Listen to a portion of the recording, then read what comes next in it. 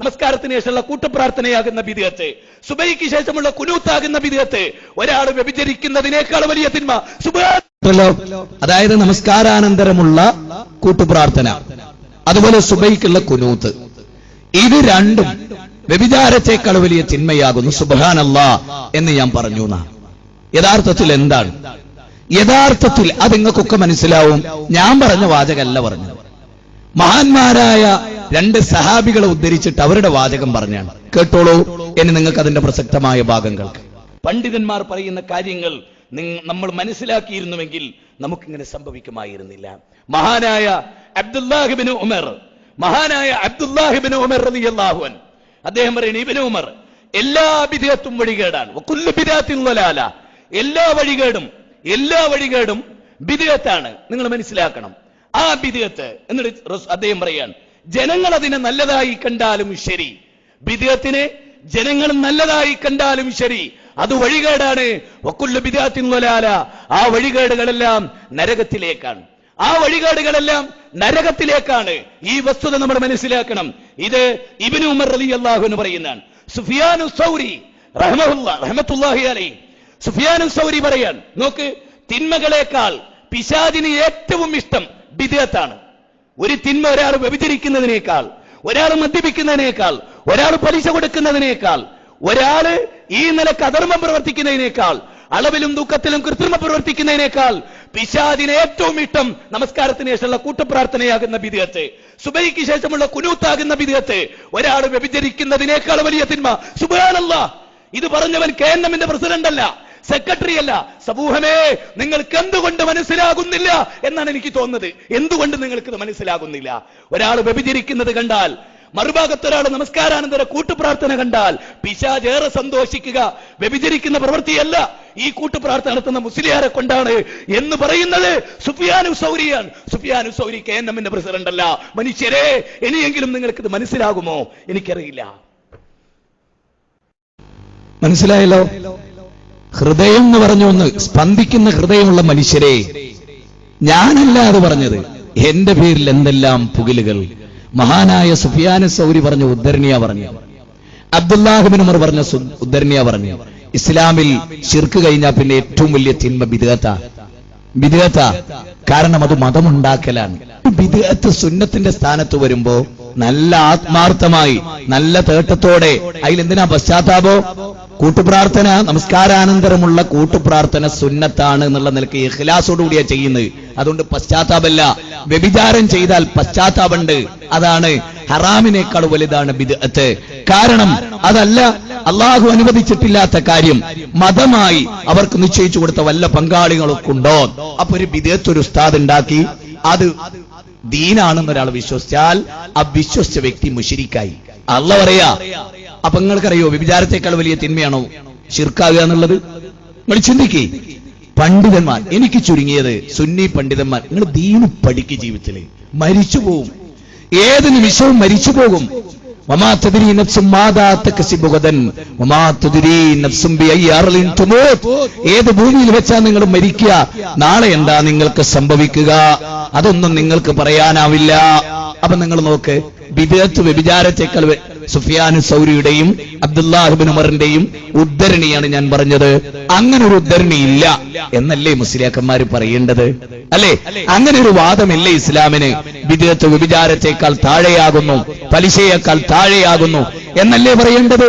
പക്ഷെ അതൊന്നും പറയലല്ല അവർ ഉദ്ദേശം, ആളുകളെ തെറ്റിദ്ധരിപ്പിക്കലാകുന്നു എന്ന് നമ്മളെല്ലാവരും ഈ വിഷയത്തിൽ മനസ്സിലാക്കേണ്ടിയിരിക്കുന്നു എന്നാണ് എനിക്ക് നിങ്ങളോട് ഈ കാര്യത്തിൽ സൂചിപ്പിക്കുന്നത്. സഹോദരങ്ങളെ, കണ്ടല്ലോ, അതാണ് അതിന്റെ പൂർണ്ണമായ ഒരു രൂപം. ഇനി ഇത് മുജാഹിദുകൾ പറഞ്ഞപ്പോ പേരോട് പറഞ്ഞ എന്താണ്? വ്യഭിചാരത്തെക്കാൾ വലിയ തിന്മ, കള്ളുകുടിക്കുന്നതിനേക്കാൾ വലിയ തിന്മ, പലിശ കൊടുക്കുന്നതിനേക്കാൾ വലിയ തിന്മ ബിദ്അത്താണ് എന്ന് ഞാൻ പറഞ്ഞു എന്ന് പറഞ്ഞ് എനിക്കെതിരെ ജനങ്ങളെ തിരിച്ചുവിടാനാണ് ശ്രമിച്ചത്. ഇന്ന് AP സുന്നികളിൽ ഏറ്റവും അറിയപ്പെട്ടവരുടെ ഗ്രാൻഡ് മുഫ്തി പൊന്മള അബ്ദുൽ ഖാദർ മുസ്ലിയാർ അദ്ദേഹം നടത്തുന്ന ഒരു പ്രൗഢമായ സദസ്സിലെ ഗംഭീരമായ പ്രസംഗം എന്നേക്കാൾ ഡീറ്റെയിൽ ആയിട്ട് അദ്ദേഹം പറയാൻ. ഈ വിഷയം പഠിച്ച് ഇരുത്തം വന്നവരൊക്കെ ആ കാര്യത്തിൽ ഞാൻ പറഞ്ഞ അഭിപ്രായക്കാരാണ്. അഥവാ എന്റെ അഭിപ്രായമല്ല, അത് ദീനിന്റെ അഭിപ്രായം. അങ്ങനെയാണ് ഈ വിഷയത്തിൽ. ഇത് നിങ്ങൾ ശരിക്കും ശ്രദ്ധിക്കണം. പൊന്മള അബ്ദുൽ ഖാദർ മുസ്ലിയാരുടെ പ്രസംഗം ചിലപ്പോൾ ഏതെങ്കിലും മുസ്ലിയാക്കന്മാർ കേൾക്കുന്നുണ്ടാവും, ദൂരെ നിന്ന് സുന്നികളിൽപ്പെട്ട ചില മണ്ഡലം പ്രസിഡന്റുമാർ കേൾക്കുന്നുണ്ടാവും, അല്ലാത്ത ചില ആളുകൾ കേൾക്കുന്നുണ്ടാവും. നിങ്ങളൊക്കെ ശരിക്കും ശ്രദ്ധിക്കുക. മരിച്ചു പോകും, ഞാനിത് ഓർമ്മപ്പെടുത്തുന്നു. മരണാനന്തര ജീവിതമുണ്ട്. അവിടെ അള്ളാഹു ഒരിക്കലും ഈ ജാതി കൃത്രിമത്വത്തിന് ഒരിക്കലും മനുഷ്യൻ അവസരം തരികയില്ല. ലാ യതകല്ലമൂന ഇല്ലാ മൻ അദ്ന ലഹുർ റഹ്മാൻ വകാന സവാബ. അവിടെ മിണ്ടാൻ കഴിയില്ല. അവിടെ ഒരാളുടെ റെക്കമെൻഡേഷൻ സ്വീകരിക്കപ്പെടുകയില്ല. അവിടെ നേതാക്കന്മാർ അനുയായികളെ സഹായിക്കപ്പെടുകയില്ല. വേറെ ഒന്നും നിങ്ങൾക്ക് അവിടെ ലഭിക്കുകയില്ല. അതുകൊണ്ട് ബിദ്അത്തിനെ കുറിച്ചും വ്യഭിചാരത്തെ കുറിച്ചും ഇസ്ലാമിന്റെ കാഴ്ചപ്പാട് എന്താ? വ്യഭിചാരമാണോ ഏറ്റവും വലിയ തിന്മ? അല്ല, ബിദ്അത്താണോ? പിന്നെ നമുക്കിടയിലുള്ള വിഷയം എന്താ? നമസ്കാരാനന്തരമുള്ള കൂട്ടുപ്രാർത്ഥന ബിദ്അത്താണോ അല്ലേ എന്നതേ നമുക്ക് അഭിപ്രായ ഭിന്നതയുള്ളൂ. ബിദ്അത്തിനെ കുറിച്ച് നമ്മുടെ കാഴ്ചപ്പാട് എന്താണ്? അതാണ് ഞാൻ വിശദീകരിച്ചത്. ആ കാര്യമാണ് നമുക്ക് പഠിക്കേണ്ടത്. അതിനെക്കുറിച്ച് മുജാഹിദ് ബാലുശ്ശേരി പറഞ്ഞപ്പോ വലിയ പുകിലുണ്ടായി, എല്ലായിടത്തും ക്ലിപ്പിംഗ് ഇട്ടു, ആളുകളെ തെറ്റിദ്ധരിപ്പിച്ചു. എന്നാൽ പൊന്മള അബ്ദുൽ ഖാദർ മുസ്ലിയാർ അതേ കാര്യം അതിനേക്കാൾ ഗൗരവമായി കുറെ കൂടെ ഉദ്ധരണികൾ ഉദ്ധരിച്ച് വളരെ ഗൗരവമായി പറയുന്നു. എന്തുകൊണ്ട് നിങ്ങൾ ക്ലിപ്പിംഗ് ഇടുന്നില്ല? എന്തുകൊണ്ട് നിങ്ങൾ ജനങ്ങളെ അത് കേൾപ്പിക്കുന്നില്ല? നിങ്ങൾക്ക് സത്യമല്ല വലുത്, മറിച്ച് തെറ്റിദ്ധരിപ്പിക്കലാകുന്നു. ഇനി പൊന്മള ഉസ്താദ് പറയുന്നു, നിങ്ങൾ കേട്ടോളൂ. എന്താണ് ബിദ്അത്ത് എന്ന് പറഞ്ഞാൽ? ഹിയ മാ സീദ അലാ മാ ശുരിഅ, ശറഇൽ ഉള്ളതിനേക്കാൾ കൂട്ടിയത്. ഔ നുഖ്സ, അല്ലെങ്കിൽ ശറഇൽ ഉള്ളതിൽ ചുരുക്കിയത്. ഔ നുഖ്സ. എപ്പോഴാണ് ഈ ചുരുക്കലും അല്ലെങ്കിൽ ഏറ്റവും നടന്നിട്ടുള്ളത്? ബഅദ ഇൻഖിറാദിൽ അസ്മിനത്തി സലാസ, ഉത്തമമായ നൂറ്റാണ്ടുകൾ, ഖൈറുൽ ഖുറൂനി ഖർനി സുമ്മ അല്ലദീന യലൂനഹും സുമ്മ അല്ലദീന യലൂനഹും എന്ന മഹാനായ സയ്യിദുനാ മുഹമ്മദ് റസൂലുള്ളാഹി തങ്ങൾ വിശേഷിപ്പിച്ച ഉത്തമമായ 3 നൂറ്റാണ്ടുകൾ കഴിഞ്ഞ ശേഷം കൂട്ടുകയോ കുറക്കുകയോ ചെയ്തു. എങ്ങനെ? മിൻ ഗൈരി ദലീലിൻ ശർഇയ്യ, ശർഇയ്യായ ഒരു രേഖയുടെയും പിമ്പലം കൂടാതെ കൂട്ടാനും കുറക്കാനും രംഗത്ത് വന്ന ആ കക്ഷികളാണ് ബിദ്അത്തിന്റെ ആളുകൾ എന്ന് പറയുന്നത്. എന്താ റസൂലുള്ളാഹി നിങ്ങൾ ആയിഷ ബീവിയോട് പറഞ്ഞത്? ആയിഷ, ഇന്നല്ലദീന ഫറഖൂ ദീനഹും വകാനൂ ശിഅൻ എന്ന് ഖുർആൻ വിശേഷിപ്പിച്ച കൂട്ടരില്ലേ, അവരാരാണ്? ഹും അസ്ഹാബുൽ ബിദ്അഇ വൽ അഹ്വാ, പുതിയ പ്രസ്ഥാനത്തിന്റെ തോന്നിവാസത്തിന്റെ ആളുകളാണ്. അവരുടെ തോന്നൽ പ്രകാരം അവർ പറയുന്നു. അവർക്ക് രേഖയുടെ പിമ്പലമില്ല, തെളിവിന്റെ പിമ്പലമില്ല. അവർ ആഗ്രഹിച്ചതും അവർ ഉദ്ദേശിച്ചതും അവർക്ക് തോന്നിയതും പറയാൻ അവർക്ക് പ്രയാസമില്ല, നിസ്സങ്കോചവും പറഞ്ഞുകൊണ്ടിരിക്കുന്നു. അവരാണ് ബിദ്അഈ കക്ഷികൾ. ലൈസ ലഹും തൗബത്തുൻ, അവർക്കൊരിക്കലും തൗബയില്ല. ലൈസ ലഹും തൗബത്തുൻ, അവർക്കൊരിക്കലും തൗബയില്ല, പാപമോചനമില്ല. എന്താ കാരണം? ഇമാം റാസി റഹ്മത്തുള്ളാഹി അലൈഹി വിശദീകരിച്ചു. എന്താ തൗബയില്ല എന്ന് പറഞ്ഞാൽ? ഈ കക്ഷികൾ ബിദ്അത്തിൽ നിലകൊള്ളുന്ന കാലത്തോളം അവർക്ക് തൗബ ഉണ്ടാകില്ല. എന്തുകൊണ്ട്? ഫാസിഖീങ്ങളും മുബ്തദീങ്ങളും തമ്മിൽ എവിടെയാണ് വ്യത്യാസപ്പെടുന്നത്? എന്തുകൊണ്ട്? ഫാസിഖീങ്ങളും മുബ്തദീങ്ങളും തമ്മിൽ എവിടെയാണ് വ്യത്യാസപ്പെടുന്നത്? കള്ളുകൂടി മഹാപാപമാണ്. അല്ലാഹു ഹറാമാക്കിയ നഫ്സിനെ കൊല്ലൽ മഹാപാതകമാണ്. വ്യഭിചാരം മഹാപാതകമാണ്, കുറ്റമാണ്.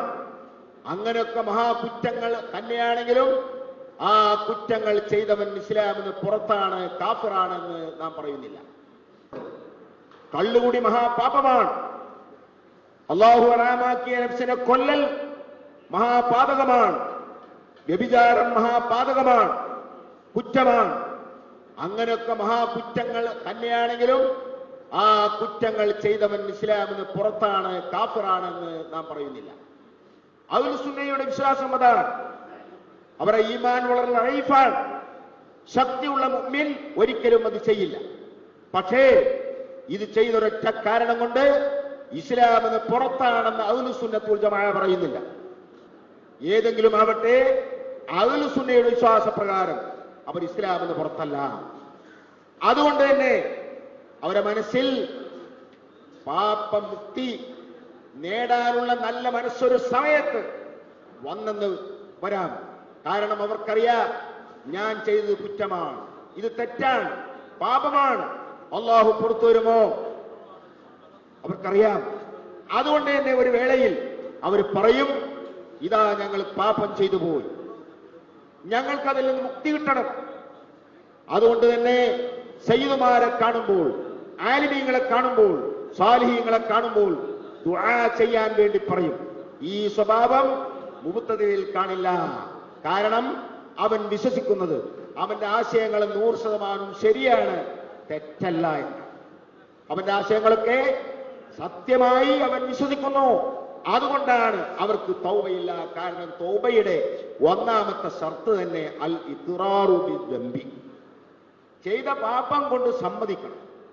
ഈ സമ്മതം ബിദ്അത്തുകാരിൽ നിന്ന് ഉണ്ടാവുകയില്ല. അതുകൊണ്ട് ആ ബിദ്അത്തിന്റെ ആളുകൾ ഒരിക്കലും തൗബ ഇല്ലാത്തവരാണെന്നും അനമിന്നും ബരിയൂൻ, ഞാൻ അവരിൽ നിന്ന് മുക്തനാണ്, വഹും മിന്നീ ബുറാഉ, അവർ എന്നിൽ നിന്ന് മുക്തന്മാരാണ്, അവരെന്റെ ആളുകളാണെന്ന് പറയണ്ട, എന്റെ ദീനിന്റെ ആളുകളാണെന്ന് പറയണ്ട. അത്രയും ശക്തമായ ഭാഷയിൽ ബിദ്അത്തുകാരെ സംബന്ധിച്ച് മഹാനായ നബി തങ്ങൾ പറഞ്ഞെങ്കിൽ ആ ബിദ്അത്തുകാരുടെ അടയാളമാണ് നാബൽസി പറഞ്ഞത്, ശറഉള്ളതിനേക്കാൾ കൂട്ടുകയോ കുറക്കുകയോ ചെയ്ത കക്ഷികളാണ്. സഹോദരങ്ങളെ, ഇത്ര ഡീറ്റെയിൽ ആയിട്ട് നിങ്ങൾ പരിശോധിക്കണം എന്തൊക്കെ കാര്യങ്ങളാണ് അവിടെ പറഞ്ഞതെന്നറിയോ? ഒന്ന്, ബിദ്അത്തുകാരന് തൗബയില്ല മരിക്കുന്നതുവരെ. അതായത് ഒരാൾ വ്യഭിചരിക്കുന്നു, ഞാൻ ഡീറ്റെയിൽ ആയിട്ട് പറയാം. ഒരാൾ കള്ളു കുടിക്കുന്നു, അവന് തൗബയുണ്ട്. കള്ളു കുടിച്ച് തൊട്ട സമയത്ത് അവൻ തൗബ ചെയ്തതിനെ ഒരിക്കലും ചെയ്യില്ലെന്ന് തീരുമാനിച്ചാൽ അള്ളാഹുവിന് പുറത്തു കൊടുക്കും. നേരെ മറിച്ച് ഒരാൾ ബിദ്അത്ത് ചെയ്യുന്നു, അതായത് നമസ്കാരാനന്തരമുള്ള കൂട്ടുപ്രാർത്ഥന മുജാഹിദ് പ്രസ്ഥാനത്തിന്റെ വാദപ്രകാരം പ്രവാചക തിരുമേനിയുടെ ശറഇൽ കൂട്ടിക്കൊണ്ടുവന്ന കാര്യമാണ്, ഇല്ലാത്ത കാര്യമാണ്. من أحدث في أمرنا هذا ما ليس منه فهو رد من عمل عملا ليس عليه أمرنا فهو رد كل أمتي يدخلون الجنة إلا من نبى قيل ومن نبى يا رسول الله ومن نتاءني دخل الجنة ومن نساني فقد أبى. അതാണ് മൻ അഹ്ദസ ഫീ അംറിനാ ഹാദാ മാ ലൈസ മിൻഹു ഫഹുവ റദ്ദുൻ. നമ്മുടെ ദീനിലില്ലാത്തൊരു കാര്യം ദീനിൽ കടത്തിക്കുട്ടിയാൽ അത് തള്ളപ്പെടേണ്ടതാകുന്നു. മൻ അമില അമലൻ ലൈസ അലൈഹി അംറുനാ ഫഹുവ റദ്ദുൻ. നമ്മൾ പ്രവർത്തിക്കാത്ത ഒരു പ്രവൃത്തി ഒരാൾ കൊണ്ടുവന്നാൽ ആ പ്രവൃത്തി ബിദ്അത്താണ്. അപ്പൊ നോക്ക്, ഖൈറുൽ ഖുറൂനി ഖർനി സുമ്മല്ലദീന യലൂനഹും സുമ്മല്ലദീന യലൂനഹും. ഉത്തമമായ 3 തലമുറ, അവരാചരിക്കാത്ത ആചാരം, അവരനുഷ്ഠിക്കാത്ത അനുഷ്ഠാനങ്ങൾ, അതാണ് ബിദ്അത്ത്. അതിന് 2 ഉദാഹരണം പറഞ്ഞു എന്ന് മാത്രം. സുബൈയിലുള്ള ഖുനൂത്ത് അതിനൊരു ഉദാഹരണമായി പറഞ്ഞു, അത് ബിദ്അത്താണെന്ന് പറഞ്ഞു. ഹദീസുകൾ ഉദ്ധരിച്ചു, ആ കാര്യം ഡീറ്റെയിൽ ആയിട്ട് വിശദീകരിച്ചു കൊടുത്തു. പള്ളി മിമ്പറുകളിൽ ഒരു ഉദാഹരണം പറഞ്ഞാണ്. ഏതുപോലെ? ഇന്ന ബിദ്അത്ത്, ആ ബിദ്അത്ത് വ്യഭിചാരത്തെക്കാളും പിശാചിനിഷ്ടമാണ് എന്ന വിഷയം പഠിപ്പിച്ചു കൊടുത്താൽ. എന്താണ് പൊന്മള ഉസ്താദ് പറയുന്നത്? ചെന്നൈയിൽ നടന്നിട്ടുള്ള ഒരു ചോദ്യോത്തര സെഷനോടുകൂടിയുള്ള പ്രോഗ്രാമാണ് നിങ്ങൾ കാണുന്നത്. പാപം അറിഞ്ഞിട്ടുണ്ടാവില്ല. റോട്ടിൽ അദ്ദേഹത്തിന്റെ കൂടെയുള്ള അലവി സക്കാഫിയും അതുപോലെ പേരോട് സക്കാഫിമാരും ഇജാതി വിവരക്കേട് വിളമ്പുന്നത് ഗ്രാൻഡ് മുഫ്തി അറിഞ്ഞു കാണില്ല. ഇത് നിങ്ങൾ ശരിക്കും മനസ്സിലാക്കണം. ബിദ്അത്തുകാരന് തൗബയില്ല, വ്യഭിചാരിക്ക് തൗബയുണ്ട്. അപ്പൊ തൗബ ചെയ്യാൻ വ്യഭിചാരത്തെക്കാൾ വലുതാണ് ബിദ്അത്ത് എന്ന് പറഞ്ഞാൽ അത് ഒരിക്കലും വ്യഭിചാരത്തെ വെള്ളപൂശലല്ല, വ്യഭിചാരത്തെ ചെറുതാക്കി കാണിക്കലല്ല, മറിച്ച് ബിദ്അത്തിന്റെ ഗൗരവം കൂട്ടാനാണ്. ഇത് നിങ്ങൾ വളരെ ഗൗരവമായി മനസ്സിലാക്കണം. ഒരു വ്യക്തി ആത്മാർത്ഥമായിട്ടാണ് ഒരു ബിദ്അത്ത് ചെയ്യുക, അതിന് തൗബയില്ല. കാരണം മരിക്കുന്നവരെ ഇത് പുണ്യമാണ് എന്ന് വിചാരിച്ചിട്ടാ. കള്ളു കുടിക്കുന്ന ഒരു മനുഷ്യനും ഇത് നല്ലതാണെന്ന് ജീവിതത്തിൽ ഒരു സെക്കൻഡ് പോലും വിചാരിക്കുന്നില്ല. നിങ്ങൾ മനസ്സിലാക്കണം. അതുകൊണ്ട് ഞാൻ പ്രസംഗിച്ച പ്രസംഗം അവരുടെ കൂട്ടത്തിൽ ഏറ്റവും പ്രഗത്ഭനായ പണ്ഡിതൻ ആധികാരികമായി പഠിച്ചു പറഞ്ഞ ആ ഇൽമാണ് ജനങ്ങളുടെ ഇടയിൽ പഠിപ്പിച്ചു കൊടുത്തത്.